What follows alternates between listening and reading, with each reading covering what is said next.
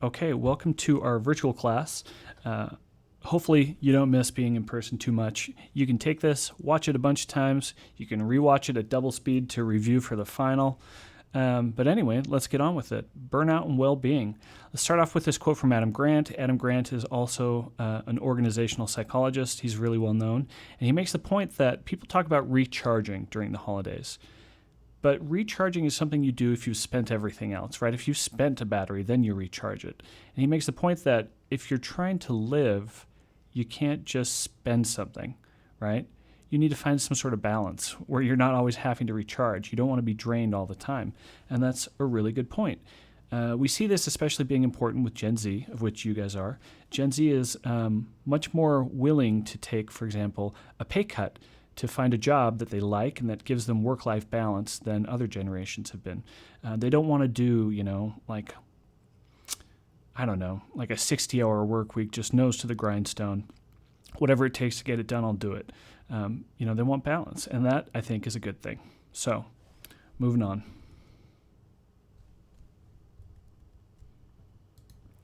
I've talked to you guys a little bit about what I study. I study mental illness in the workplace, and I myself have struggled with major depressive disorder for a long time now.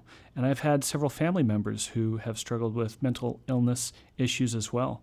And we are nowhere near alone. So according to the WHO, 1 in 8 people worldwide struggle with some sort of mental illness. And that's something that affects or disturbs your cognition, your emotional regulation, or your behavior. And so that's just under 1 billion people. The way that this breaks down is it's mainly anxiety disorders and depression. Followed by that, it's alcohol use disorder and drug use disorder. And then bipolar, schizophrenia, eating disorders. But there's a bunch of other things that aren't even on here, like Tourette's or agoraphobia, right? I wanted to show this graph. So this shows the rates of serious mental illness among different age demographics. And so this is from 2009 to 2021.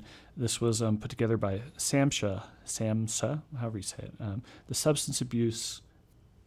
Substance and Mental Services Health Association. I think that's what it is. Anyway, so this is tracking not any mental illness, which is what the last numbers were about. This is tracking something more serious called a serious mental illness, or an SMI. And this is, some sort of disorder that is, it interferes to the point that it messes up your ability to partake in a major life activity. So these could be going to school, having a relationship, being a parent. The one that I'm concerned about is holding a job. A serious mental illness can make it really hard for you to hold a job.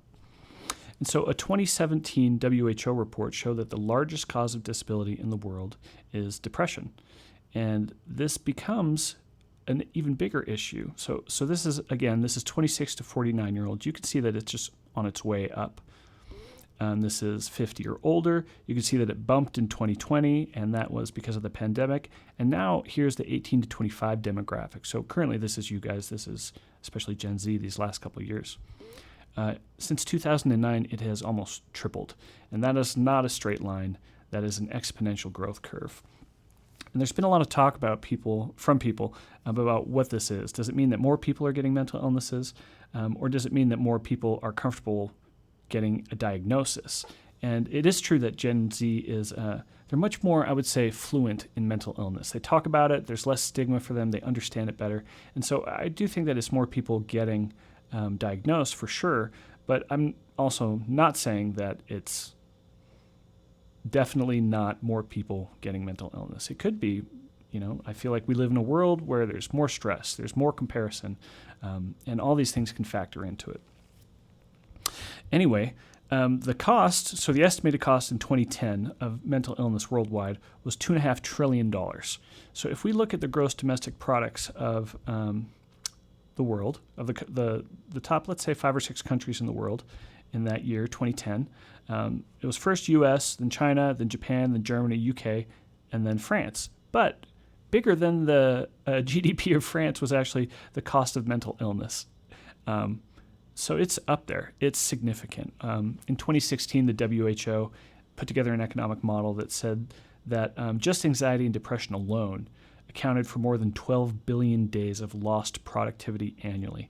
That is a massive, massive amount of work that's being missed, or work that's not getting done because of these things. So today I want you to take a second. Right now, I want you to take a second.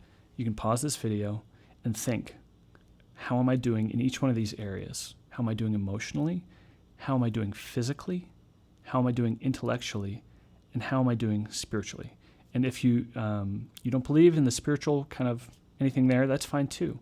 But I do want you to stop and take a minute and think about where you are in terms of these four spheres. Ideally, we want to have balance. We want to be in a good place in all four of these spheres. So we're going to talk about burnout, which is not being balanced, right? Burnout happens when you do not feel balanced. And burnout is made of three kind of components. And the first is emotional exhaustion. And this happens when you just feel like there's too much for you to do. You just can't do it all. You can't get ahead of it. What results is emotional exhaustion. So the second component of burnout has to do with detachment and cynicism. And this happens when you just get to the point on your job where you just do not care anymore. You just phone it in. You don't care if you're doing good work. You just do not care. And the third part of burnout has to do with inefficacy. And this comes from feeling like you're bad at your work. Like I can't get it done or I don't do it well. These are all things that will lead to burnout. And there's a model called the job resources model that says there are two things here in play. And one is the job demands, so what you're being asked to do, and the other is job resources. And those are the things that allow you to meet these job demands. And ideally, they're balanced, right?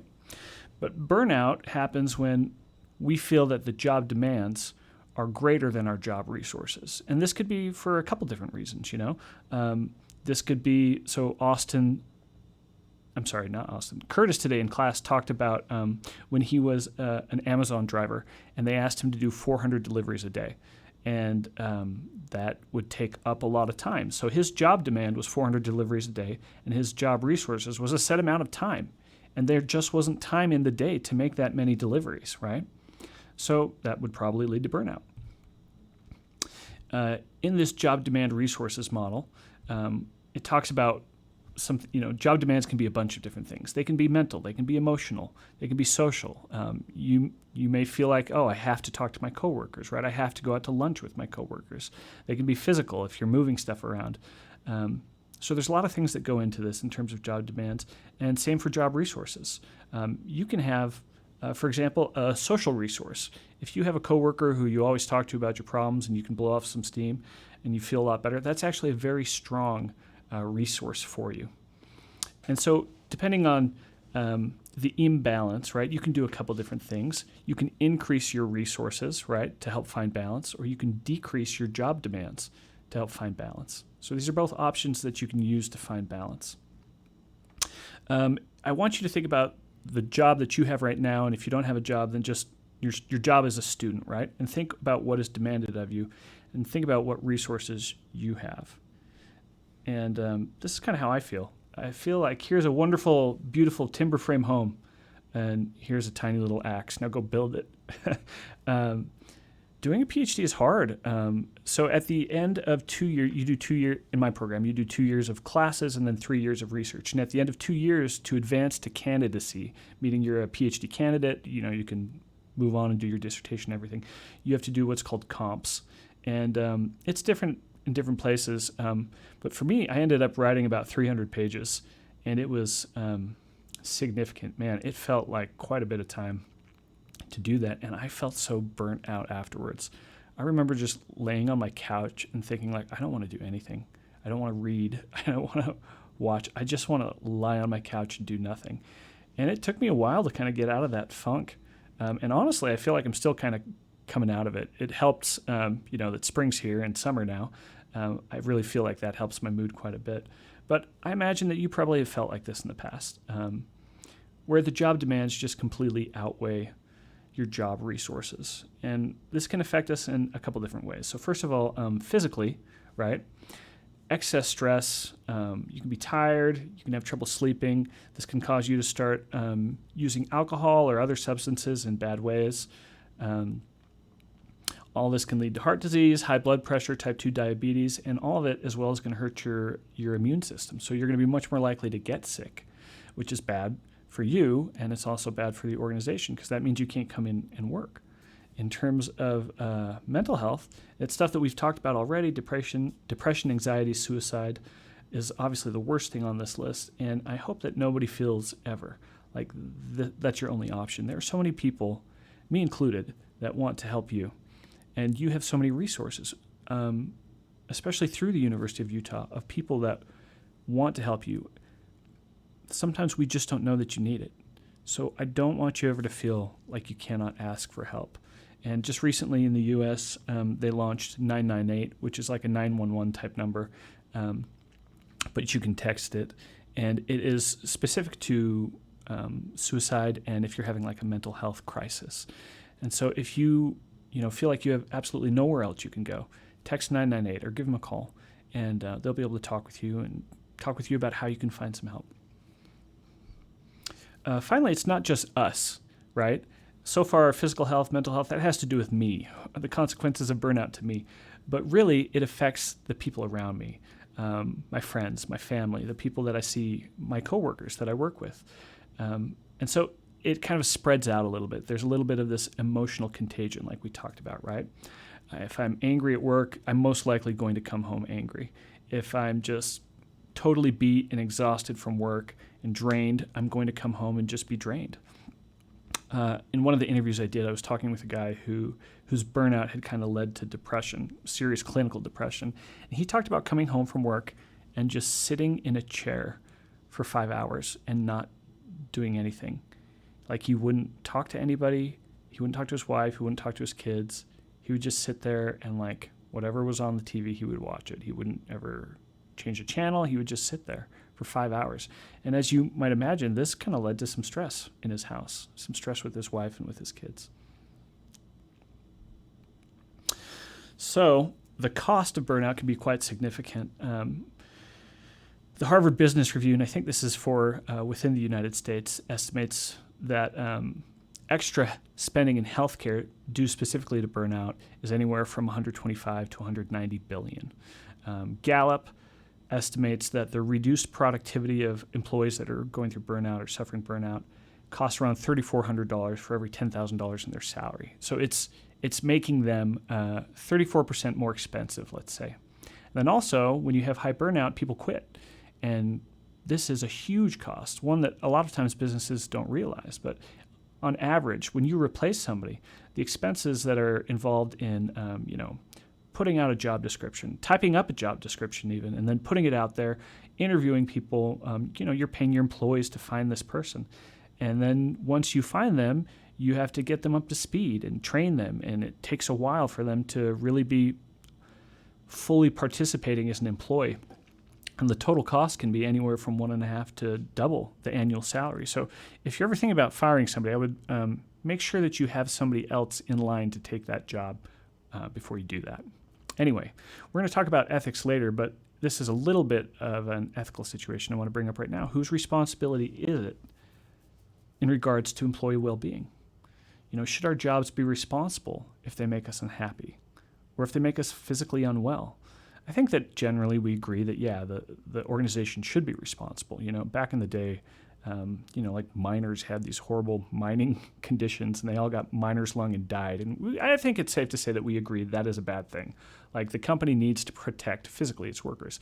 But mental health is kind of a little bit different. We view it differently. I mean, if you are sick, you go to a doctor. If you are sick mentally, there's a lot of people who are like, I'll take care of it myself, And those are the same people who would not take care of a physical thing themselves. They'd go and see a doctor. So there's this stigma around it. It is a little bit different. So what do you think? Should organizations be held responsible if they negatively impact somebody's life, their physical and mental health? This is something that the Surgeon General talked about recently. So I've linked this in the module, so you can pause this video and then click on this and watch this there. It's only about 6.5 minutes, but it's an interview from NewsHour with the Surgeon General. And this is not something that the Surgeon General has ever done before. Talked about mental health in the workplace and well-being, that type of thing. You know, the Surgeon General talks about, cardiac disease risk, and cigarettes are bad. But this is the first time that the Surgeon General has ever done anything like this, and it's because it's becoming more and more of an issue. I've also linked to the full report just in case anybody wants to kind of browse through it and just look at it. It's really well done, and I think it's really comprehensive and good. So he talks about 5 different parts to this idea of improving mental health, well-being in the workplace. And so the first one has to do with protection from harm. So not just physical harm, but he wants there, and there should be, and research shows this as well, that there should be psychological safety in the workplace, right? You should be able to get adequate rest. We should normalize talking about mental health. There's so much stigma regarding mental health that people don't want to talk about it, right? And then what happens is people don't want to disclose when they have it, and that translates into them also not getting treatment. And that's too bad because so many of these disorders are completely treatable. Psychiatry and psychology have come a really long way. There's medicine, there's therapy, there's all these different things that we can do to help people so that they don't have to live in suffering. But a lot of times they just don't seek treatment or they don't talk about it with anybody because of the stigma. So normalizing it, talking about mental health, these are all good things that we can do in the workplace. Connection and community. Everyone wants to feel like they're a part of something. People want to feel like they belong. People love connecting with other people. We are a social species. And having a workplace where that's the norm, where we do get to know each other. And it's not just like, oh, you work next to me, I say hello in the morning and then goodbye at night, and you do your thing, I'll do my thing, right? But actually getting to know people, collaborating, right? Having a teamwork. The third part has to do with work-life balance. So with self-determination theory, we talked about autonomy and how important that is. Having some sort of feeling that you have a choice regarding your future. And we saw this especially with remote work over the pandemic. There were people who just absolutely loved it, right? They're like, listen, if I want to walk my dog in the middle of the day, I can do that and then just work, a half hour later. Or I can go pick up my kids from daycare, or I can schedule a doctor's appointment. All these things are great, And now I have the freedom to determine my own schedule. People loved it. And there are people who will never go back. I've interviewed some people who said they will never, ever go back. I think what you'll see is less probably full-time remote positions, but I think you'll see these hybrid positions where you have to come into the office 2 days a week. And this is increasingly something that you can negotiate for, especially just like you would negotiate for pay. So you could say, no, maybe this company can't pay you the money that you want, but they're like, but we can say that you'll only come in 2 days a week. And you're like, great. That's something that you can negotiate for in your favor. I will say that recently I read about some companies that changed policy, quote unquote, after they hired the person and then they got rid of remote work. So I have read that some people have a proviso in their contract saying, regardless of changes to company policy, I will continue to have the requirement of 3 remote work days and 2 in-office days. So that's just something to think about. The next point has to do with mattering at work. We want to feel like we matter. We don't just want to feel like we go and we do something and it's nothing, right? We want to feel like we're doing something. And so we want to engage people in decisions. We talked today about democratic leadership styles. And this is one that helps people feel like they matter at work, giving everybody a voice. Another way that we can do this is through being grateful to people. We recognize when they do a great job.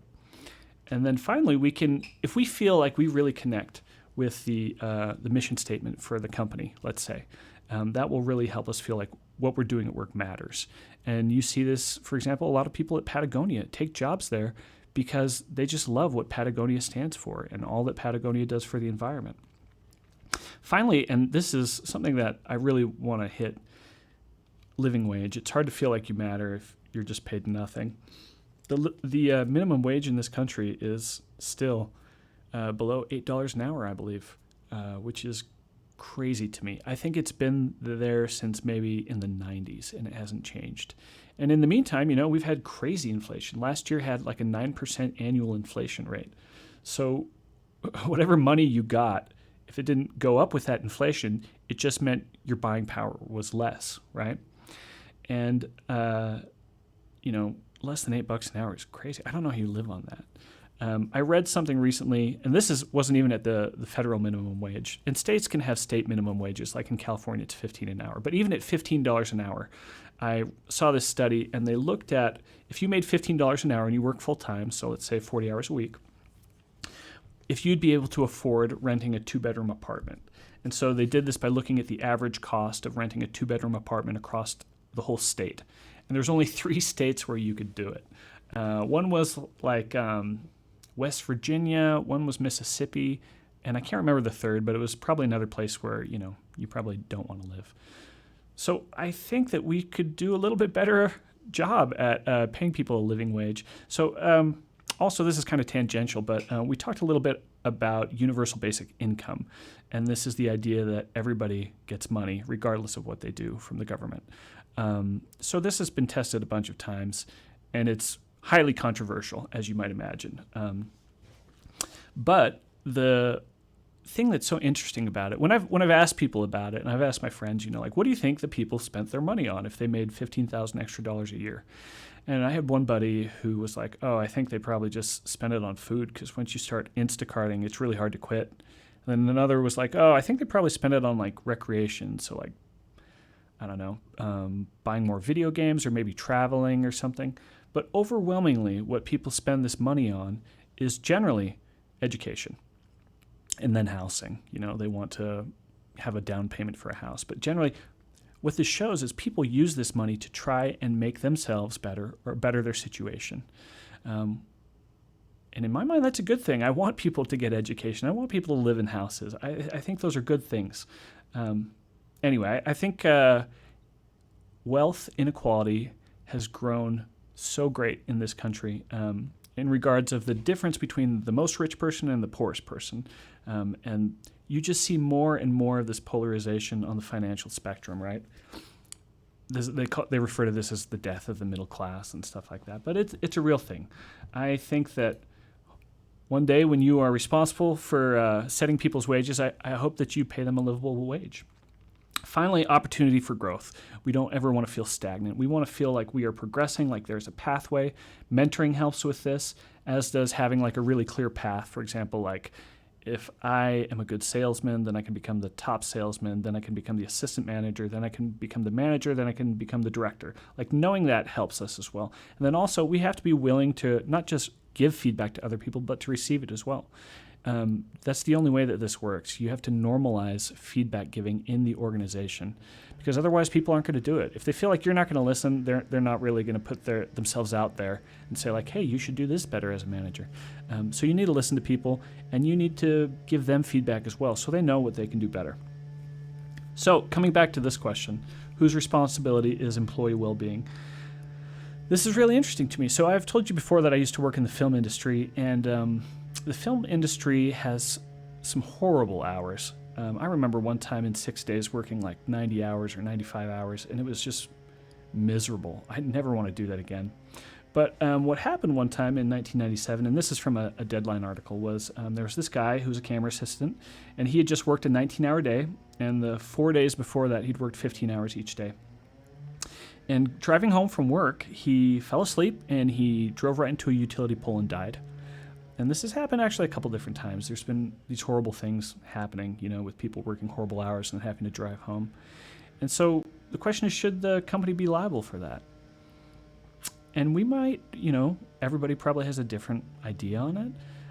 But I will say this. This happened on the show Longmire as well, and this was a Teamster, so a different guy, but same type of thing. He'd worked a long shift, fell asleep on the drive home, and crashed and died. And I believe Netflix was producing Longmire, but they did something that I thought was classy. It kind of showed that they cared about their employees. Was when that happened, they said, okay, we're getting everybody charter buses to pick everybody up and drop everybody off. And they did that. They had these buses to pick people up and drop them off, because really with production, you can't cut down on those hours. Sometimes you just have to work those hours. It's just, you can't get everybody's schedules to line up and all the equipment rentals and the location agreements. Like, there's just too many pieces. So sometimes you just have to work these crazy long hours. But I think that was a really great thing that that company did to show that they cared about their employees, and that, you know, when something happened that was wrong and horrible, that they took a good step to try and fix that. Finally, I want to talk to you a little bit about the resources that are available to you here at the U.